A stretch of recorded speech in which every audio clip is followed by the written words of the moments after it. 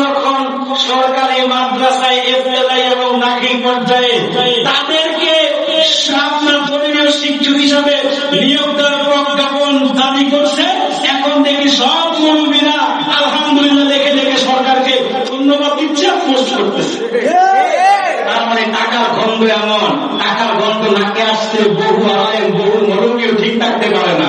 যারা জিয়ারতের বিরোধিতা করছে, মার্কাজ শিরিক করছে, তারা এখন 70 লাখ টাকা দেখাম দিন দিনে তাদের মাথা তুলে গেছে। যারা এতদিন শাহজালালের দরগার নাম শুনলে নাক চিৎকাইত, চেহারা কালো করত, রূপ উচকে ফেলত, তারা এখন শাহজালালের মাজারের টাকায় এত মজা পেল কেন?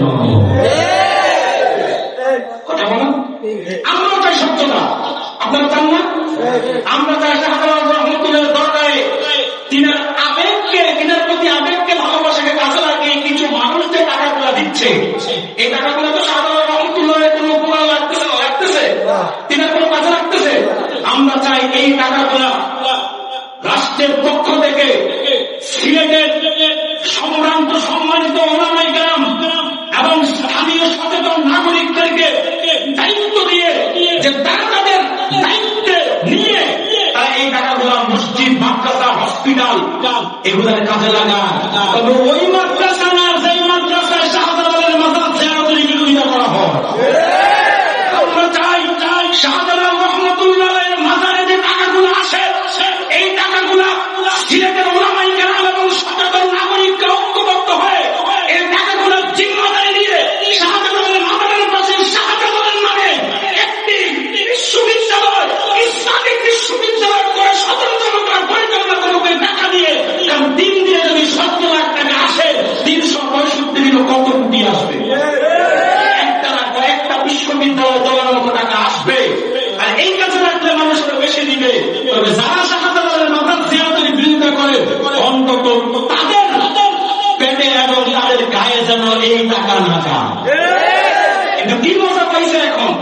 যারা শাহজালালের মাজারের বিরোধিতা করতো, এখন তারা টাকা বলে মজা পায়। টাকার গন্ধ এমন, ভাই আমি দেখছি টাকার গন্ধ কত মানুষের যে নিমক হারাম বানায় ফেলে। দেখেন নাই এদেশে যারা আলিয়া মাদ্রাসার বিরোধিতা করছে, বলছে আলিয়া খালিয়া, বলে নাই? বলছে আলিয়াতে কিছু নাই, সব তাদের মধ্যে। আলিয়াকে তিরস্কার করতো, আলিয়ার নাম শুনতো না শুনতো, তাদের কোন ছাত্র আলিয়া মাদ্রাসায় ভর্তি হলে নাম থেকে বের করে দিত। আলিয়া মাদ্রাসায় পড়াশোনা নাই, আলিয়ার শিক্ষাকে হারাম পর্যন্ত তারা বলেছিল। এখন যখন সরকারি মাদ্রাসায় ইবতেদায়ী এবং দাখিল পর্যায়ে তাদেরকে আপনার ধর্মীয় শিক্ষক হিসাবে নিয়োগ দেওয়ার প্রজ্ঞাপন দাবি করছে, এখন দেখি সব মুরব্বীরা আলহামদুলিল্লাহ দেখে দেখে সরকারকে ধন্যবাদ দিচ্ছে, পোস্ট করতেছে। তার মানে টাকার গন্ধ এমন, টাকার গন্ধ নাকে আসছে বহু আলেম বহু মুরব্বীও ঠিক থাকতে পারে না। যারা শাহজালালের জিয়ারতের বিরোধিতা করছে, মার্কাজ শিরিক করছে, তারা এখন 70 লাখ টাকা দেখাম দিন দিনে তাদের মাথা তুলে গেছে। সাবধান, শাহজালাল রহমতুল্লাহের মাথার কেন্দ্রিক আরো অনেক ষড়যন্ত্রের আভাস আমরা পাচ্ছি। আমার কাছে একটা মেসেজ আমি পেয়েছি যে শাহজালাল রহমতুল্লাহের মাজারে সেখানে মসজিদে মিলাদ কিয়াম বন্ধের জন্য নাকি একটা ষড়যন্ত্র করা হচ্ছে।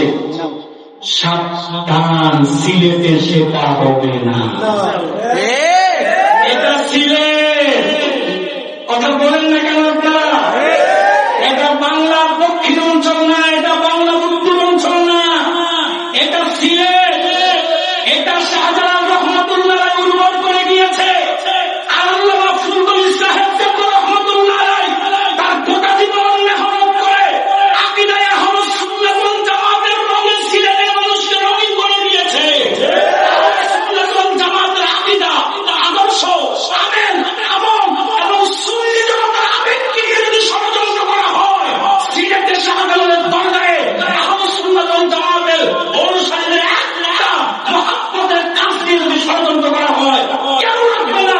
শুধু ফুলতুল সাহেবের অনুসারে যদি গর্ত ওঠে, তার কসম গৌর গোবিন্দের বেতার তারা সিলেট ছেড়ে আবার পথে উঠতে পারে।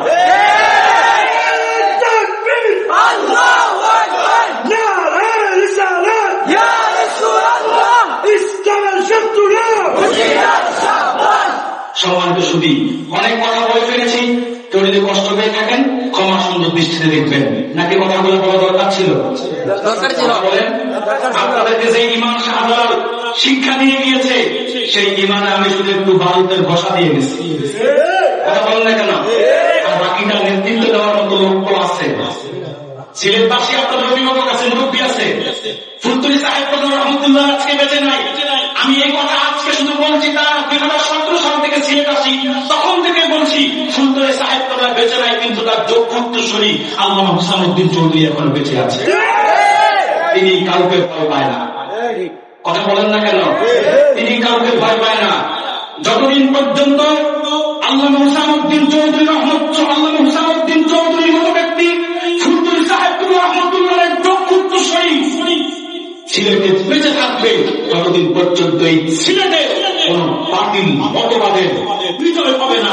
কোন বাতিল মতাদর্শ লোকদের বাতিল মতাদর্শ প্রচার করে কিংবা প্রভাব খাটিয়ে আধিপত্য বিস্তার করবে সেই সুযোগ হবে না ইনশাআল্লাহ। আপনার হাতে সবচেয়ে বড় শক্তি হচ্ছে আঞ্জুমানে আল ইসলাম ও তালামিযে ইসলামিয়া।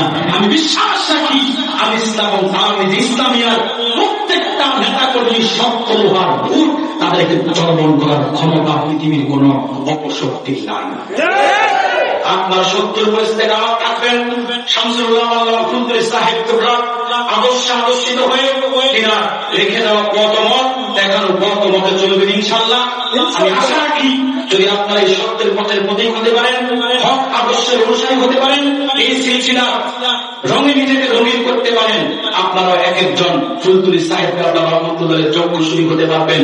মনে রাখবেন, এক এক অঞ্চল থেকে যদি আপনারা দাঁড়িয়ে যান, আজকে ফুলতুলি সাহেব রহমতুল্লাহ বেঁচে নাই, অথবা আপনারা যদি তার রঙে রঙিন হয়ে তার আদর্শের থেকে আমার থাকতে পারেন, তা আপনাদের মাধ্যমেই দিনের বিজয়ের সূচনা হবে ইনশাআল্লাহ।